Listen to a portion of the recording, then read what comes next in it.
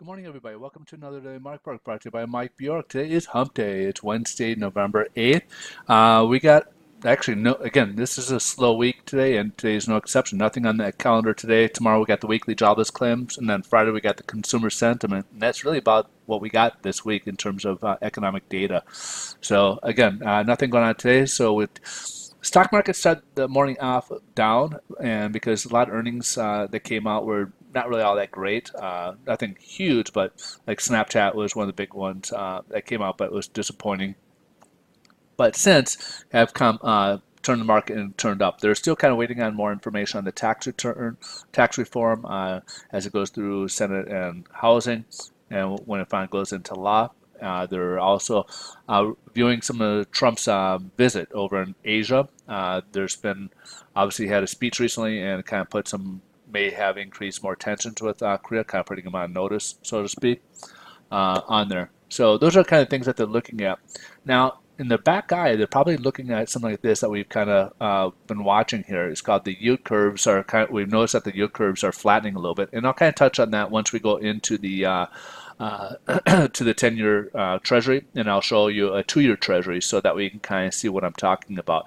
The reason why this is important is because once you have a yield curve, we usually want a normal yield curve is where short-term rates are higher than long-term rates, and once we get those kind of to where they're kind of too close, they call that a flat curve, And what happens is when we have that, the spreads of the premiums, monetary policy gets a little bit tighter. So credit policy, banks aren't willing to lend money because what happens is the cost that they borrow and what they send out in return are really they're not making any money. So in turn, they kind of tighten up and don't want to lend any money as they're not doing. And when we get what they call inverted curve, where the short-term rates are greater than or higher than the long-term rates, then they start losing money, obviously. So they don't want to. And we saw that during the last credit crisis.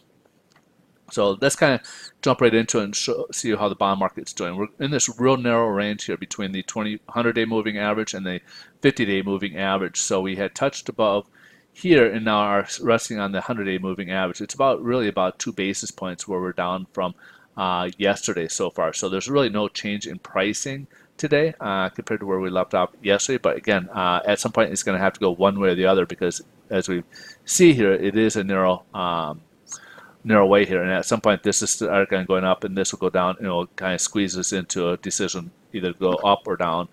And again, choices are we could be going down. So let's take a look here again at the 10-year Treasury now. And here's the 10-year Treasury. We're up against, again, we're in a range right now of between the 25-day moving average, right up here, and right here is the 200-day moving average. And this 200-day moving average has been a pretty strong floor of support as we saw yesterday and so far today. So right now we're about where we left off yesterday. There's really no change. We're at 2.31% here. Now keep that in mind. We're at 2.31 here, and see how this is coming down a little bit right now.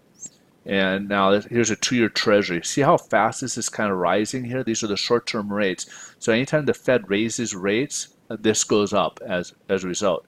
And right now we're up about 1.67, I believe it is, around 1.67. We're about, what that translates to is we're about 67 points or basis points away from a flat curve.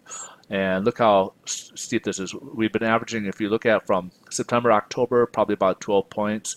And then from October to November, another basically 12 basis points. Once you start reaching 10 basis points per month, they start getting a little cautious. And when you're hitting 15, they get really, really nervous because at some point it's going to catch up to, again, the long-term curve. And things could tighten up. And that's usually a sign of a recession ahead.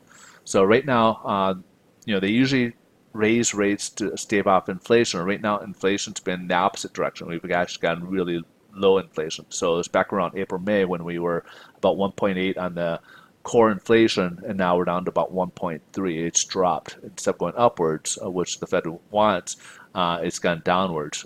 They like to keep it about the 2% range, but they've been still raising rates and thus creating this higher yield on the short term, which is creating a flattening of the curve. And the investors are watching this because, again, they're losing profits as a result of it. So that pretty much wraps up today. The rates are about the same as where we left off yesterday. If you guys want to get more updates throughout the day, just come over to Twitter. You can find me on my handle, Mike Bjork, on Twitter, and you get more information over there. I hope you guys have a great rest of your day. We'll look forward to see you guys tomorrow. Remember, tomorrow will be the weekly jobless claims, and that will be the only economic data for tomorrow. Take care. Bye.